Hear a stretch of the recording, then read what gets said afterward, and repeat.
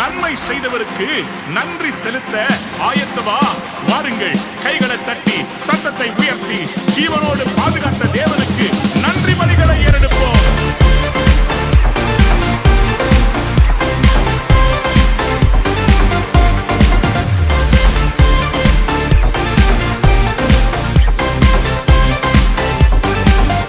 நன்றி பலிகள் செலுத்திய நாங்கள் ஆலயம் கூடி வந்தோ, துதி பலிகள் செலுத்திய நாங்கள் உம்மை போற்ற வந்தோ.